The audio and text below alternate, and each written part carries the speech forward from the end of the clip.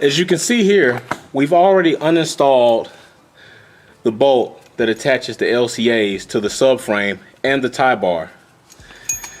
The two holes that you'll end up using for your new sway bar, for your oversized sway bar I should say, is this top one and this second from the bottom one.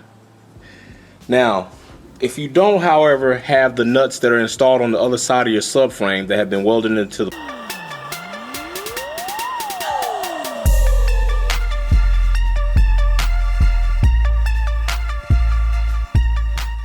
place by the OEM, you'll use what they call sway bar brackets. You can get them from BWR or MPC, which they sell them with their subframe kit, and you can order those at www.wolfpackperformance.net.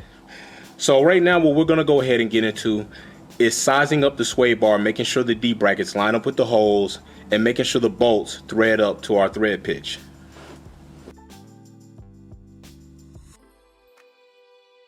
Okay, so now we want to go ahead and size our D bracket up. Make sure the bolts thread up. We don't have any improper fitment with that. Like I said before, if you don't have the nuts on the other side of your subframe, which is inside here, you'll need this. This is a sway bar bracket. This bracket will go behind your subframe so that you can attach your sway bar D brackets to the subframe. But we don't need it because we have our OEM nuts still welded in place. You'll see here that this grade 8 bolt, which is a SAE bolt that we have, is actually a bit stronger than the 10.9 metrics. So what we've done is we've had to get another bolt because the bolt supplied with the kit actually bottomed out because of the collar and wouldn't allow us to tighten up. So let's go ahead and try to fit our D bracket to make sure everything's going to fit up before we bring the sway bar up. So first thing you want to do is you want to go ahead, get in here, and at least lightly run this in. You don't want to strip anything out. So make sure you got your torque setting real light. Just tap it. Once you feel it threads up good, go ahead and grab your second bolt for the bottom part of the D bracket. And go ahead and try to get that finger threaded in. Take your snap-on or your impact driver, whatever you have. Lightly start it and go ahead and run it in. Like I said, you want your torque setting real low so you don't strip anything out. Go to the top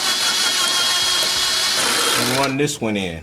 Once those are ran in, go ahead and give them a little tug to make sure the D bracket doesn't give you any wiggle.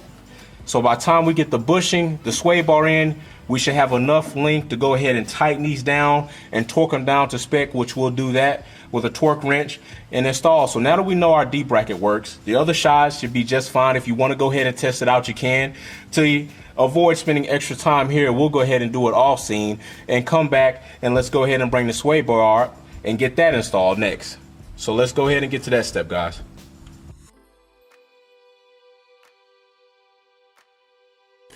Alright guys, here's one of those critical points. You want to make sure that you lubricate your bushings both inside and outside before you put the D brackets on. Make sure you have a synthetic water resistant base lubricant that's usually for ball joints, other suspension pieces. Alright, we use Mobil 1. So what we want to do is let's take this bushing off real quick so we can lubricate the inside. And by doing that, you can go ahead and just lubricate this area because you know because of this lip, this is about where it's going to sit. So just go ahead and put your little lubricant on there. You don't want to put an excess, but you want to be a little generous, as I would call it. All right, go ahead, take the bushing, lubricate the outsides like so, and make sure you put some gloves on when you're doing this. Most chemicals aren't that great when they're absorbed into the body. Most of everybody's body won't expel them, so that could lead to health risks. So just go ahead and protect yourself. All right. Now that we got that nice and lubricated, let's go ahead and get it prepared. You see that little split in there? That's how we'll get it back on. Push it over, and now that one's done. So what you want to do is go ahead and duplicate that same thing on the opposite side. And once that's done and you've lubricated both bushings, you can go ahead, get your D bracket, and you should be able to find out which one's going to go where. You'll see this little lip right here on the bushing. So what you want to do is mate up this lip right here to that lip, hold that split, push it on, and you're good. All right, do both sides like that, and it's almost time to install.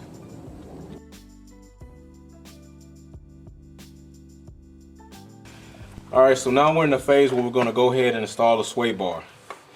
It helps if you have somebody on the other side holding it. If you don't, you can use a jack or a jack stand to help you level the sway bar. So we already know our D bracket fits and the bolts made up. So let's go ahead and bring the sway bar up into position. Go ahead, get your top bolt with a washer. And like I said before, the small driver, just barely tap it. You don't want to cross thread anything. And once you get it ran in, come back off, get your bottom bolt, finger thread that one on, and just barely tap that one. Run it in till it's just a little snug. Don't use the impact just yet. And once it's snug like that, you're gonna have a little wiggle, and that's fine. And what you want to do is go ahead and you'll move to the other side and do the same process over again. All right, now that we've done the other side, it's time to come to the driver's side, do the same thing. Like I said, finger thread your bolts so you don't cross thread them. Take your driver.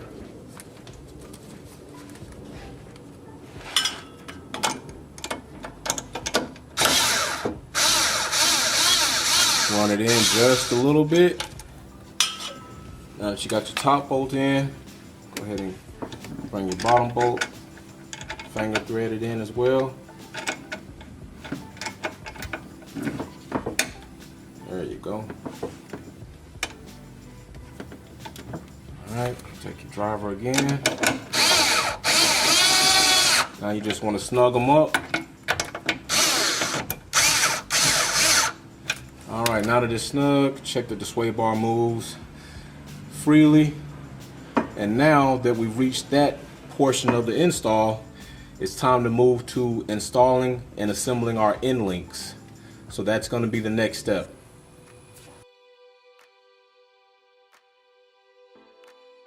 Alright, next step, we want to get our end links installed on the lower control arms. Then we want to wait until we preload the system to adjust for the proper riding height. If you adjust for this bar to be level right now, what'll happen is when you preload the system and drop the car on the ground, your angle will be too great upward, and you could run it into your shock or your coilover with your bolts.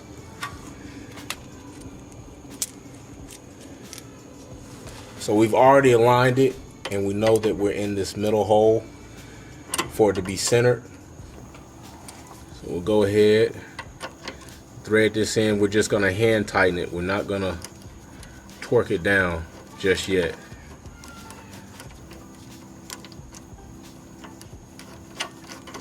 Run it in hand tight. It's snug, the ball will spin around because it's on a pivot. And we'll just pivot it around once we lift this. And then we'll end up coming in here. So what you can is you can pre-check it right now to make sure that you want your end link to be straight up and down, and you don't want too much angle left or right. You want to get as centered as you can vertically and on the horizontal horizon.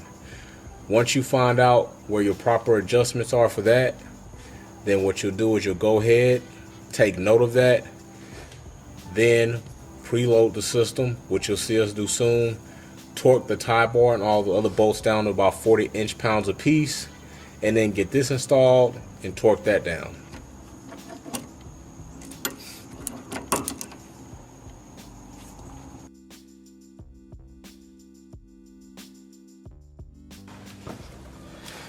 Alright, now it's time to install your tie bar.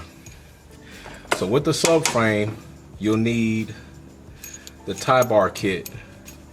And what that is a bolt with an extra spacer and a longer bolt than the OEM, so it will go through the tie bar, through the subframe to the threads. Without that, you'll run short. So you get your tie bar up, you bolt in with your spacer, pull the LCA till you get the go through if you need. Grab a plastic hammer on the other side. Give it a small tap. Make sure the finger threaded in. Take your impact. Now you just want to slightly run it in. You don't want to tighten it up. You want to leave it a little slack and then preload the system and then tighten it up. So all I'm going to do is I'm just going to run it in right there till it hits, and I'll back it out a little bit so I can feel a little bit of shake in it.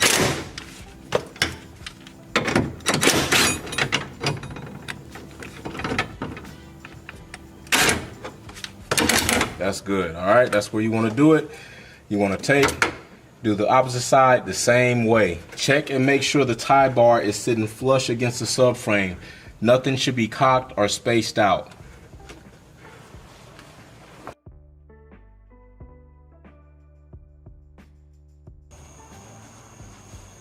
Okay, now for this step, this is where we preload the suspension so that when we torque things down, the bushings don't prematurely wear out.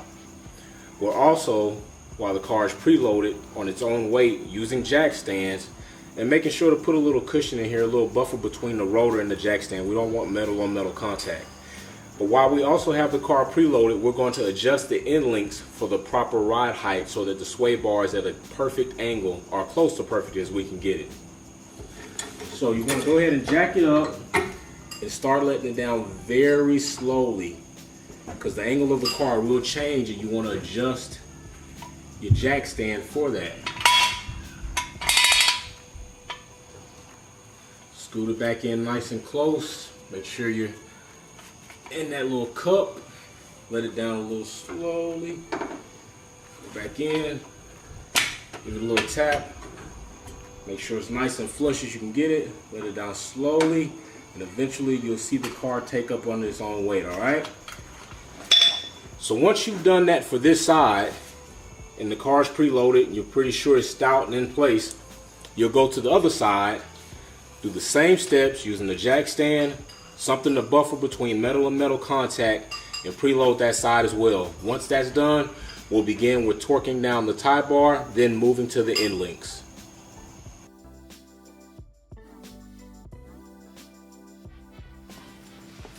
Okay, so now we're going to torque things down on this side, and then you guys can do the same thing mimicking it on the passenger side. So you go ahead and get your impact. The system is already preloaded.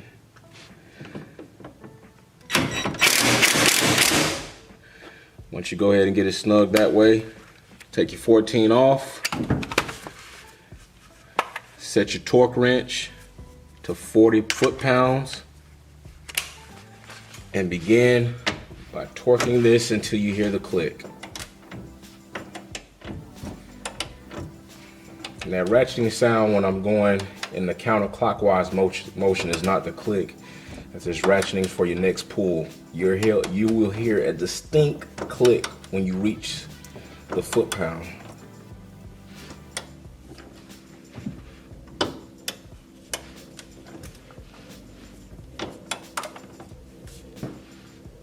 And there it is.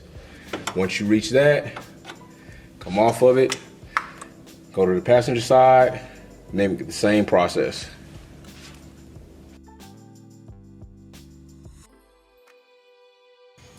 All right, basically what we've already done is we've established what holes we need to use in the LCA to have our horizontal alignment, and we've established what holes in the sway bar we need to use in order to have our vertical alignment. So now what we'll do is we'll go ahead and tighten up on the top to get it nice and snug. Remember, the car is already preloaded and under pressure. So right now we've made adjustments for actual ride height.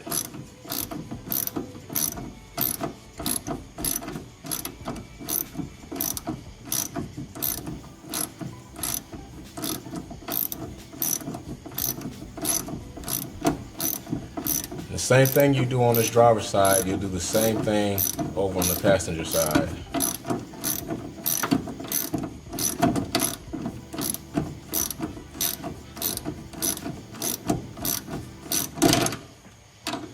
All Once you got it, just tighten up a little bit. You want to come down here to the bottom and snug that up. Go ahead, torque it down, and making sure you don't want to strip it out.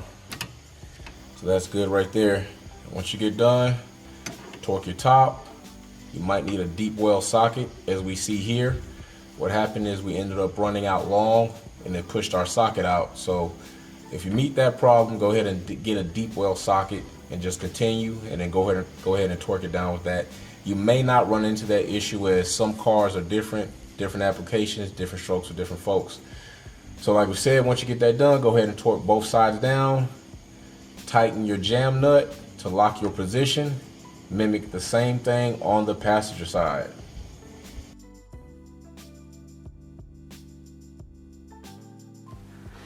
All right, we finished adjusting the end links. And what you want in your LCA, if you look right there, you'll see 3 holes. You want your adjustable end link to be as straight as possible. So whichever one of those 3 holes makes that happen is the one you should be in. And from there, adjust the height. When you torque your adjustment nut down, you should still have room to move the end link left and right. It shouldn't be locked to one side or another. If you've done that, you've torqued it down in a tension mode, and that's not what you want, because that's gonna make breakage happen when you start driving. So now that the end links are installed, we have the D brackets in, the tie bar tightened down and torqued down to 40 foot-pounds, and the sway bar in. So that is how you should look when you're done, all the way across. So use the proper tools, make sure you got the proper torque adjustments, make sure you take the proper and necessary time to adjust your end links. Don't rush it. You guys be safe. You can always buy all of these products at wolfpackperformance.net, and you can reach us on the Facebook at Wolfpack Performance. We hope to hear from you soon. Thanks for tuning in and watching another video here at Wolfpack Performance. Check out some of my other content on Formula One issues, our topics, and our DIY products on how to customize your vehicle. Don't forget to comment, like, share, and subscribe. See you soon.